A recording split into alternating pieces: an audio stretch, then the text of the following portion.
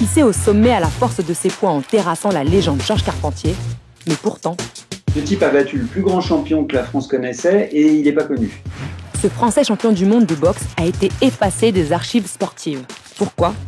Parce qu'il était noir.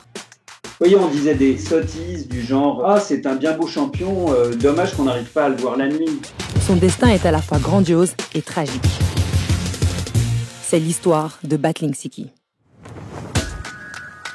Battling Siki naît Baïfal en 1899 au Sénégal, alors colonie française. Kidnappé ou vendu à une danseuse hollandaise, Siki arrive en France dans des conditions mystérieuses et se retrouve plongeur dans un café de Marseille à l'adolescence. Mais sa vie bascule lorsqu'il file un coup de poing à un client ivre qui voulait se battre avec lui. Il y aurait eu dans le public un entraîneur de boxe qui lui aurait dit « Toi, tu as quelque chose » et c'est lui qui l'aurait appelé Siki.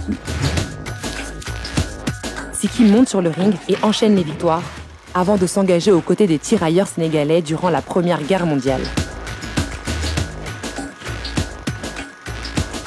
Il finit adjudant, décoré de la médaille militaire et de la Croix de guerre, et enfile à nouveau ses gants de boxe en 1919. Il met KO tous les champions d'Europe qu'il affronte. 43 victoires sur 46 en moins de 4 ans. Sa technique?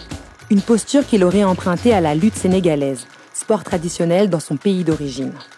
La presse remarque vite ce jeune boxeur issu des colonies et voit en lui l'adversaire idéal pour rebooster la cote de popularité de Georges Carpentier, superstar des rings et détenteur du titre mondial des mi-lourds. Un combat du siècle à la française. Mais il y a un hic. Carpentier n'a pas boxé depuis longtemps. Il a fait du cinéma, il est allé à Londres, à Hollywood, il a rencontré Charlie Chaplin, il est très fier, il est très content de lui. Il dit « Moi, je veux bien rencontrer Siki, mais grosso modo, il faut que ça soit un match truqué. » C'est décidé. Ce sera le retour du chouchou de la nation et il va mettre la raclée de sa vie à cet outsider noir. Siki n'a pas d'autre option s'il veut se mesurer à la star française. Au pied du mur, il accepte le marché. Le combat se déroule à guichet fermé au stade Buffalo de Montrouge le soir du 24 septembre 1922.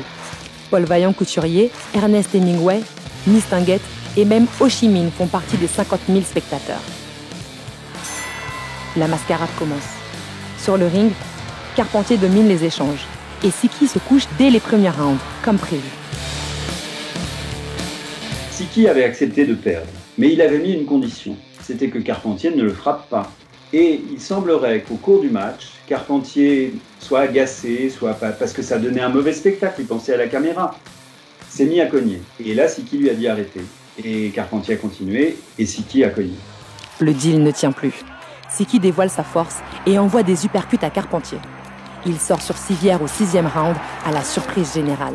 Il était en sang. En tombant, il a chuté contre la cheville de Siki. Il a appelé l'arbitre pour dire que Siki avait triché, qu'il lui avait fait un croche-patte. L'arbitre a décidé de disqualifier Siki. Et le public s'est mis à hurler et a dit « Siki, Siki, Siki ». L'arbitre a été forcé d'inverser le résultat et Siki est devenu champion du monde. Le premier Africain champion de France, champion d'Europe et champion du monde de boxe. Cette victoire aurait dû le faire entrer dans l'histoire.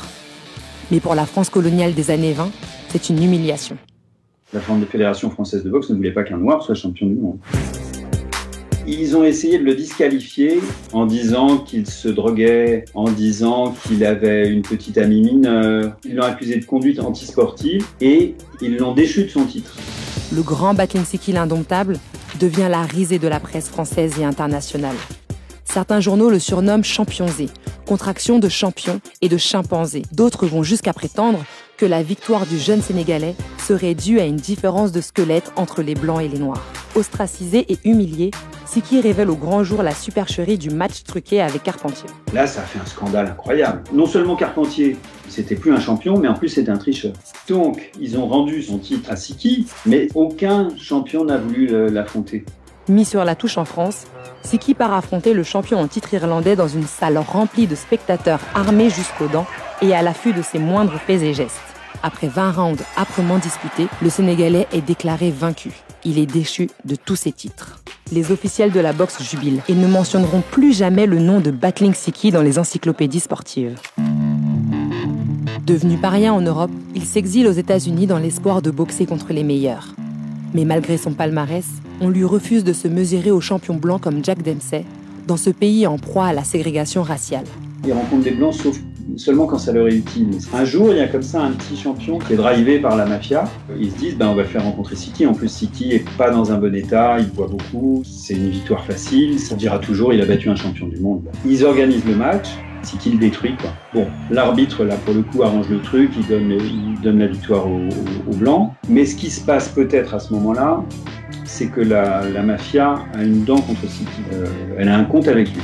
Le 15 décembre 1925, le corps de Siki est retrouvé criblé de balles au pied d'un immeuble à New York. Il avait 26 ans et son assassin n'a jamais été retrouvé.